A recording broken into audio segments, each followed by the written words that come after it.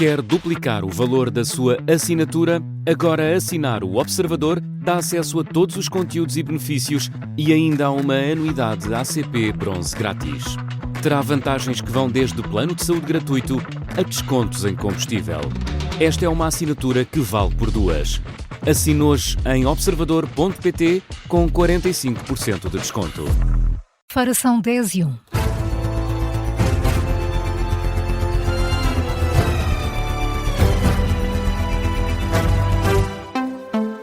As notícias na Rádio Observador com Carla Jorge de Carvalho. Começamos com as eleições presidenciais. Aníbal Cavaco Silva critica Henrique Gouveia Melo, afirma que o almirante não tem experiência nem qualificações para Belém, por isso declara o apoio a Luís Marcos Mendes, a quem elogia a carreira e bom senso. Num artigo de opinião publicado no Observador, Cavaco Silva alerta para o atual contexto de incerteza internacional e afirma que Portugal precisa de um presidente experiente. Considera por isso que Marcos Mendes é a escolha certa. Lembra a vasta experiência política, destaca o bom senso do candidato apoiado pelo PSD. Em sentido contrário, critica diretamente a Henrique Gouveia Melo, afirma que o almirante não tem experiência nem qualificações para ser Presidente da República. Cavaco Silva diz que Gouveia Melo será um mau chefe de Estado e que Portugal pode mesmo enfrentar instabilidade se for eleito. Reconhece que fez um bom trabalho na vacinação contra a Covid-19, mas garante que conhece outros militares que podiam ter feito igualmente bem o mesmo trabalho logístico. Neste artigo, Cavaco Silva ignora todos os outros candidatos, foca-se apenas em Marcos Mendes e em Gouveia Melo e sublinha que ir votar no dia 18 de janeiro é muito importante para o futuro de Portugal. Na análise, o editor de política do Observador fala num ataque direcionado e estratégico por parte de Cavaco Silva a Gouveia Melo. Um ataque que diminui o almirante ao mesmo tempo que favorece Marcos Mendes. É a análise de Rui Pedro Antunes. A maior ajuda de Cavaco Silva não é propriamente um apoio que era esperado. Eles são amigos. Em 2020, Marcos Mendes apresentou o livro de Cavaco Silva creio que esse livro foi sobre a sua experiência como Primeiro-Ministro, e essa amizade é conhecida e dão-se muito bem até do ponto de vista, têm uma boa química do ponto de vista da vida política e, portanto, é mais ou menos expectável. A grande vantagem aqui foi, de facto, este ataque que é um ataque direcionado, é um ataque pensado e estratégico, e aí eu creio que a ajuda acaba por ser diferente daquilo que seria expectável, não é? Ainda há dias vimos um apoio, creio que era de Moraes Charmente, que era um apoio, é uns Marcos Mendes porque é o melhor destes. E Cavaco Silva não é isso. Ele, de facto, dá uma dupla ajuda. Defende e ataca. Exatamente. A análise de Rui Pedro Antunes, o editor de política do Observador, no E o Vencedor é desta manhã. Este artigo de opinião de Cavaco Silva pode ser lido na íntegra no site do Observador e vai estar em análise já a seguir no Contracorrente. Rui Gomes da Silva considera que Gouveia Melo está a rodear-se das pessoas erradas. O ministro do Governo Sombra, do Chega, justifica assim ter mudado o apoio do almirante para André Ventura, na corrida a Belém. Rui Gomes da Silva foi o convidado do explicador desta manhã, depois de ter anunciado o que mudava o sentido de voto nas presidenciais. Inicialmente declarou o apoio a Gouveia Melo, entretanto mudou para André Ventura. Rui Gomes da Silva identifica 2 erros na candidatura do almirante: a distribuição de lugares antes das eleições e a escolha de Rui Rio para mandatário.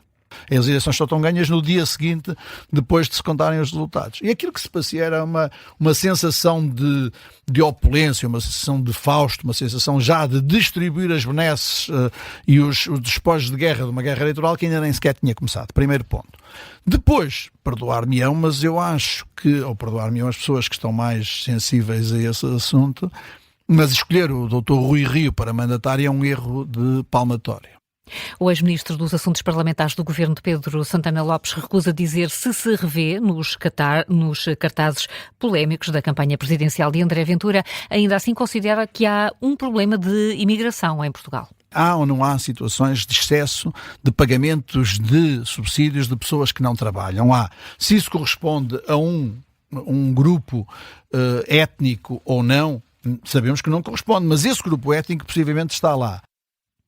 Rui Gomes da Silva, esta manhã no Explicador, o ministro Sombra do Chega para a Justiça adianta também que este governo de Sombra há de ter a próxima reunião depois das eleições presidenciais. Está a decorrer no Parlamento uma reunião para discutir a reforma da Justiça, é presidida por José Pedro Aguiar Branco. A reunião de trabalho começou há pouco, conta com membros de todos os partidos com assento parlamentar e também com as mais altas figuras do setor. O encontro está a ser acompanhado pelo repórter Miguel Gato, Parlamento, agora em direto no Parlamento. Miguel, o que é que se espera desta reunião? É difícil prever, Carla, o que vai sair desta reunião de trabalho à porta fechada, uma vez que é uma reunião à porta fechada e não uma cimeira. Foi o que disse José Pedro Aguiar Branco, o Presidente da Assembleia da República, que, como disseste, organiza precisamente esta reunião. Sabe-se que serve para discutir os problemas no setor da justiça. Este que é um encontro que esteve inicialmente marcado para março, mas depois acabou por ser adiado devido à dissolução da Assembleia da República, depois do caso Spinum Viva, que levou à marcação de eleições legislativas antecipadas. Foi anunciada pelo Presidente da Assembleia da República na abertura do ano judicial, em janeiro. É uma sessão fechada ao público na sala do Senado. Não houve declarações à entrada, esperam-se declarações no final desta reunião, nomeadamente por parte do Presidente da Assembleia da República, José Pedro Aguiar Branco, que foi quem precisamente organizou esta reunião. O encontro vai organizar-se da seguinte forma: cada participante deverá fazer uma intervenção no máximo de 10 minutos, mas como são muito oradores, esta reunião pode ainda demorar algumas horas e cada orador deverá apresentar 5 medidas que considera prioritárias para a melhoria do sistema judicial português. Sabe-se que na sessão de abertura está previsto um discurso da Ministra da Justiça, que nesta altura já deve ter falado, uma vez que a reunião começou por volta das 9h40, 9h45. Rita Alarcão-Ju disse que não tinha sido informada sobre a primeira reunião agendada para o início do ano, mas depois José Pedro Aguiar Branco acabou por alterar a lista de intervenientes e a Ministra da Justiça vai participar neste encontro à porta fechada agora em novembro. Segundo o documento da Ordem de Trabalhos, estão presentes membros de todos os partidos com assento parlamentar, à exceção do CDS,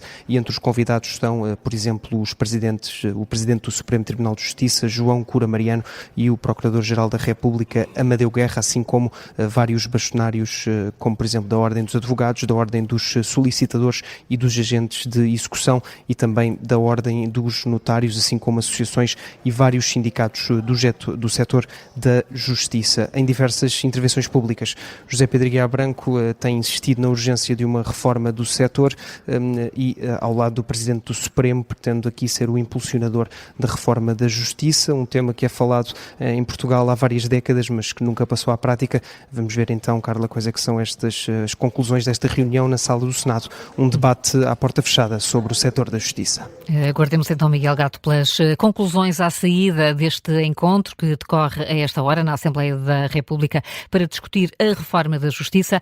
Também hoje, José Pedro Aguiar Branco dá uma entrevista à Rádio Renascença, na qual diz que há candidatos a mais nas eleições presidenciais e, por isso, declara-se neutral.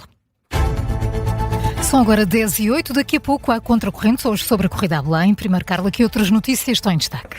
João Galamba lamenta ainda não ter sido ouvido no âmbito da Operação Influencer. Numa publicação na rede social X, o ex-ministro das Infraestruturas deixa críticas à demora da Justiça neste caso. Galamba está entre os 3 arguidos que, passados 2 anos, ainda não foram ouvidos, apesar de já terem impedido.